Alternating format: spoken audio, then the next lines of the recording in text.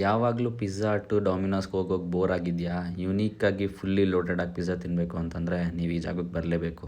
ನಿಮಗೆ customise topping ಬೇಕು ಅಂದರೆ ಅದನ್ನು ಮಾಡಿಕೊಡ್ತಾರೆ. ಇವ್ರ ಹತ್ರ ಮಿಕ್ಸ್ಡ್ ವೆಜಿಸ್ ಅಂತ ಇದೆ. ಮಶ್ರೂಮು, ಪನ್ನೀರು, ಆನಿಯನ್ನು, ಕ್ಯಾಪ್ಸಿಕಮ್ ಎಲ್ಲ ಹಾಕಿ ಮಾಡಿಕೊಡ್ತಾರೆ.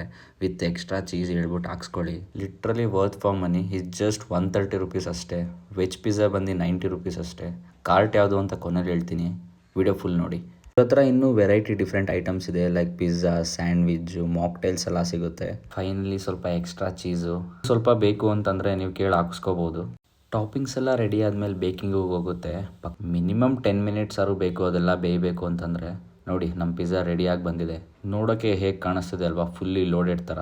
ಹಂಗೆ ಮೇಲೆ ಸ್ವಲ್ಪ ಆರಿಗ್ಯಾನೋ ಮತ್ತು ಚಿಲ್ಲಿ ಫ್ಲೇಕ್ಸ್ನ ಉದುರಿಸ್ಬಿಟ್ಟು ಸೈಡಲ್ಲಿ ಸ್ವಲ್ಪ ಕೆಚಪ್ ಹಾಕ್ಬಿಟ್ಟು ಕೊಡ್ತಾರೆ. ಬನ್ನಿ ತಿನ್ಬಿಟ್ಟು ನೋಡೋವ ಹೇಗಿದೆ ಅಂತ.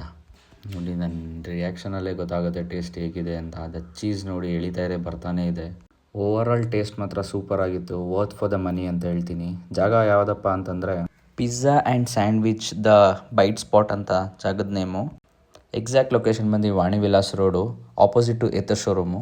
ಯಾರೆಲ್ಲ ಈ ಜಾಗದಲ್ಲಿ ಟ್ರೈ ಮಾಡಿದ್ದೀರಾ, ಹೇಗಿತ್ತು ಅಂತ ಕಮೆಂಟ್ ಮಾಡಿ.